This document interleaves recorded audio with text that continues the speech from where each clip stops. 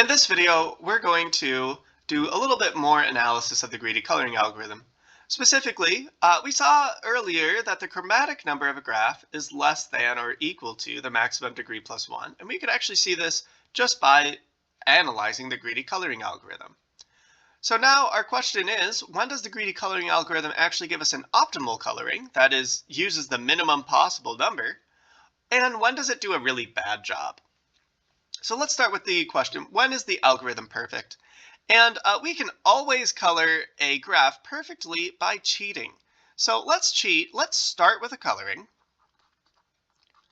Start with an optimal coloring.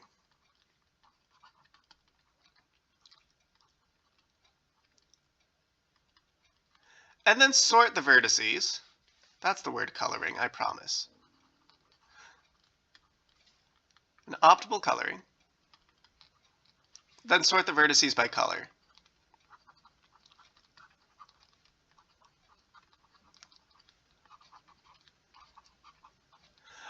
We call all the vertices of a certain color the color class. Basically, my ordering will process vertices in the first color class,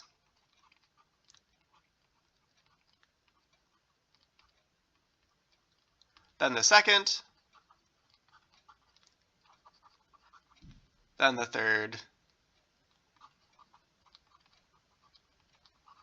and on, and so forth. Okay, so let's go ahead and look at this. Here I have a graph which I have properly colored with 3 colors, and you can check that's an optimal coloring, partly because we have these 3 vertices that are all next to each other, so obviously they're going to need to have 3 different colors. So I've colored it with 3 colors, and what I'm going to do is I'm going to order the vertices by taking all the vertices colored 1, there's only one of those. Then I'm going to take all the vertices colored 2 and process those next. Then I'm going to process all the vertices colored 3. And we're basically going to show that the color that I assign has to be at most the color that I originally colored, the new color. And we're treating these kind of as numbers. We're coloring these with numbers, which seems a little weird, but it'll just help us analyze things easier. The new color has to be less than or equal to the old color. Okay, so let's start with our vertex colored 1. We see obviously, there's nothing's been colored yet, so that's fine. And I don't have any other vertices colored 1, so that's not very interesting. Let's go on to the vertices colored 2. So I'll color this one. It is adjacent to something colored 1, so I do need to use the color 2. But there was no way for this to be adjacent to a vertex already colored 2, because the only vertices colored 2 are vertices that were colored 2 in the original coloring, that was a proper coloring, and no 2 of those are adjacent. That'll be more relevant here when I go to this third vertex. Again, I've already colored something 2, but since these had the same coloring in the original coloring, it's not adjacent to that one. So I am safe to color this one 2 as well. Now we go to this vertex 3. I do have to use the color 3 because it's adjacent to a 1 and 2, but I haven't colored anything else 3 yet. And when I get to this last vertex, originally I colored this 3, but I see that actually the color 1 is still available. So I'm actually going to color that with 1 instead using the greedy coloring algorithm. So we saw that I didn't get the exact same coloring I started with, but as we said, the new color is less than or equal to the old color.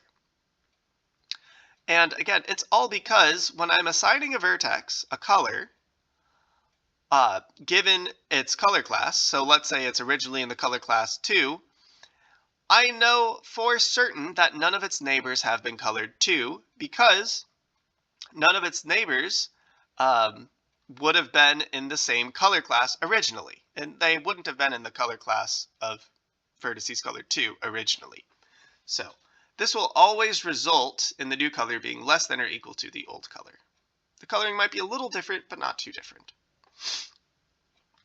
So for any vertex, or for any graph, there exists an ordering, that symbol means there exists, of the vertices where the greedy coloring algorithm uses exactly delta G, or sorry, not delta G, exactly the chromatic number of colors, the minimum number possible. Okay. How bad can it get? Well, let me show you a graph that will make your stomach turn. I'm going to draw a graph, and what I'm going to do is I'm going to kind of create two different sets of vertices. And I'm going to have a lot of edges between these sets, but no edges within a certain set. So no edges within a set.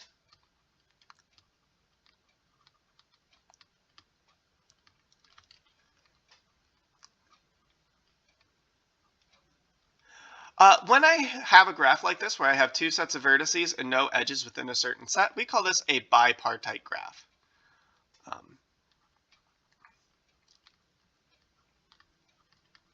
And let's change that B to AP as it should be.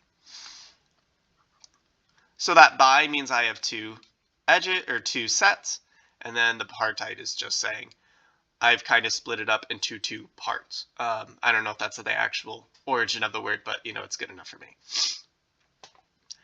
And here's what I'm going to do. So I can make any edges that I want between these graphs. What I'm going to do is I'm going to connect each vertex to everything except for the one directly across from it. So I'll connect this one to these two. I'll connect this one to these two. I'll connect this one to these two. Now, there is a two coloring. And in fact, you might see that for a bipartite graph. That essentially means that you can find a two coloring. There is a two coloring. But I'm going to show you that you could actually, the greedy coloring algorithm, you can find an order that will take three colors.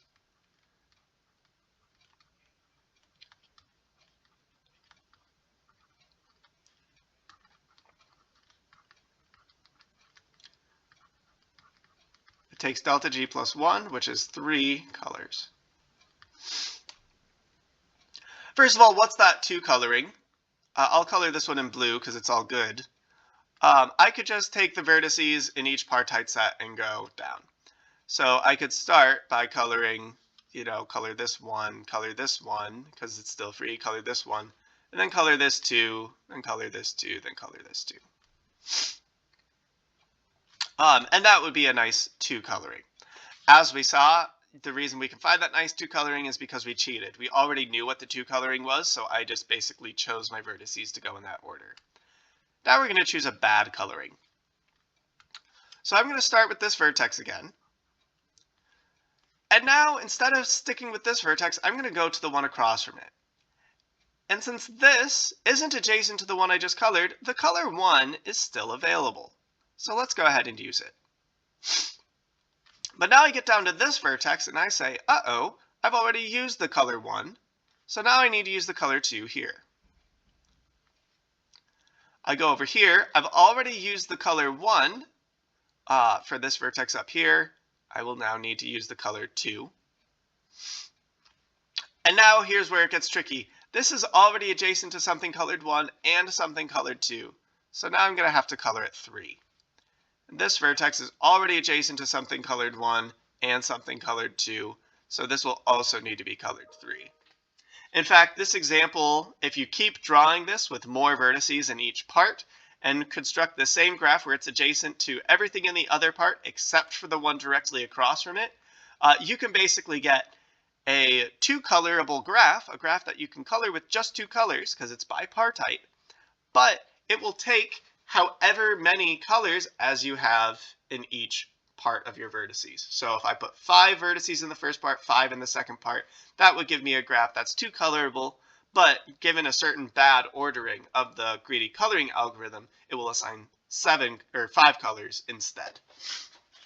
And again, you can make that as big as you want. So the greedy coloring algorithm, we're not really assured that it will be particularly close to the chromatic number, which sounds scary, but what we do know always is that it'll be less than or equal to the maximum degree plus 1. And in fact, that was the case here. So there you go. There's a little bit about when the greedy coloring algorithm is perfect and when it's really, really bad.